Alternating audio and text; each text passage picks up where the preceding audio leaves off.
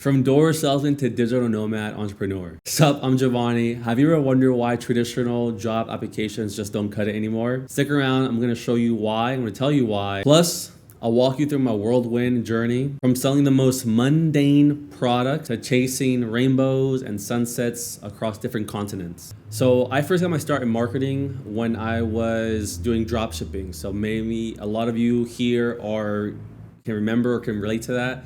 I got into drop shipping. One of the first products I was selling was these magnetic eyelashes, and it was actually making money. Like I was making profits, but it wasn't enough profit to live a good life. It wasn't enough to cover my expenses. So I still had to supplicate that. So I ended up getting another job in being a door-to-door salesperson. So luckily I had friends working in the industry and they hooked up with a job. So we would all of us go door knocking, and we're selling water filtration systems, like legit water filtration systems and water heaters. Not the sexiest thing to sell, but it was something to sell. Obviously, I wasn't selling a lot, and my priorities were kind of mixed up. What was happening was I got switched over from sales because I was so terrible at selling to marketing, and there was no marketing department there at the company. So it was a team of one, which is me. So I worked very closely with the CEO and also the director of sales. And because I came from the sales team, I had a good relationship with the sales team and the sales director. So I joined the sales meetings frequently, even though I was technically marketing now. From there, that was really where I got my start in product marketing. And so that's really product marketing on the B2C side. However, I got my start in product marketing B2B in tech when I was working at Unitas, and then from there Cosensus. When I was working at this company, the B2C company selling water filtration systems and water heaters, this was in LA. So at the time, I was living basically in Irvine and commuting 2 hours to LAX essentially.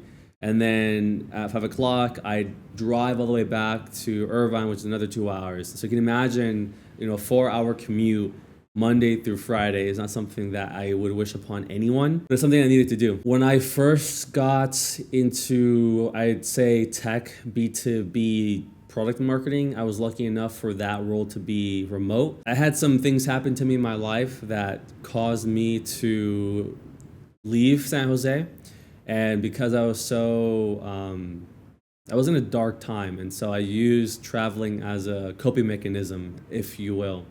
And so I traveled to Guatemala, and at this time, I didn't have a job. I've already left Unitas at this time, and so I was traveling without a job in Guatemala, and that's where I ended up meeting a product manager who was also unemployed and traveling throughout Latin America. And so since we were both unemployed and essentially it's the same role, it's so similar in function that we got along quickly.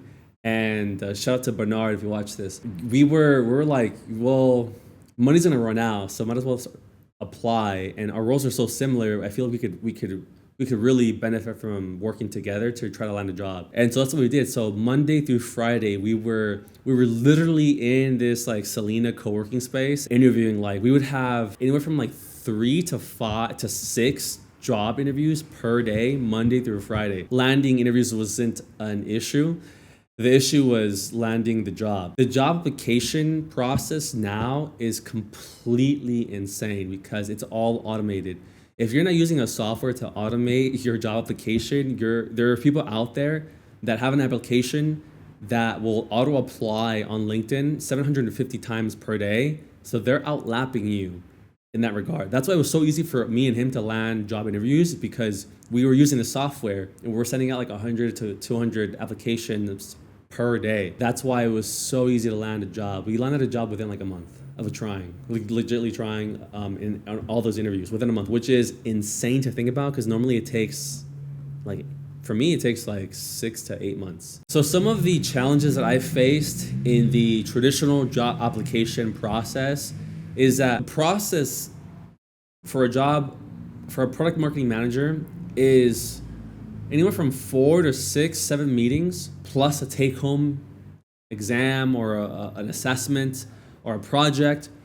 And I've had this happen time after time after time where I'm in the 4th round interview, I get the take home project, I pass it, I interview with let's say the VP or the CTO, and then I interview with the CEO. And at the very last interview process or phase, they choose the other candidate.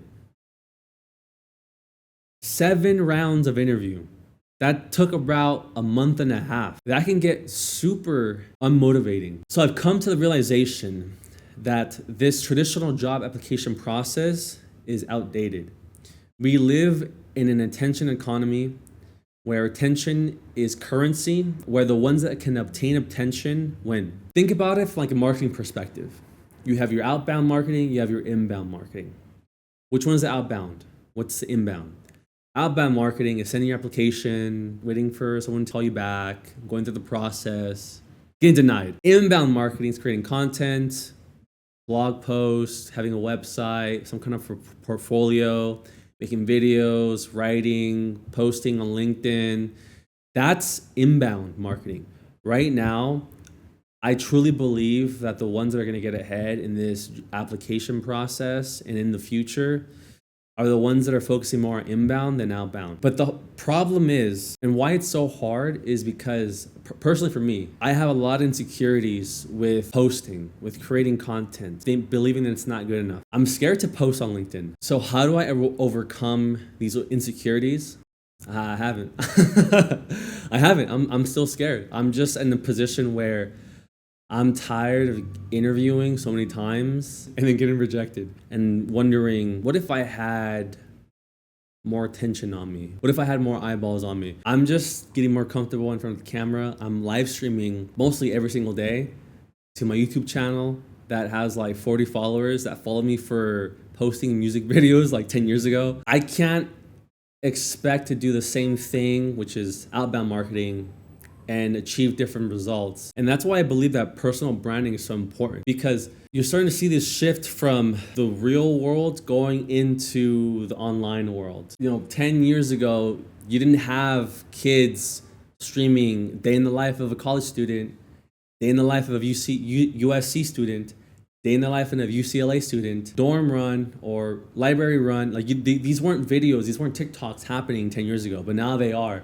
Now you're starting to see this the real world and the online world merge. So I believe that in the next few years we're going to see the corporate world and the online world merge together. And that's really the reason why I'm starting this whole journey, like documenting my journey as a product marketing manager, because look, I'm not an expert. I'm not going to claim to be the expert of go-to-market process or strategies or product launches or messaging or competitive intelligence. There's people that run circles around me. There's people that have been in this game for decades. I'm new to this game, and I just want to document the process and my journey, because I'm sure there's lots of people that are coming in new, and I'm pretty sure they're not documenting their journey.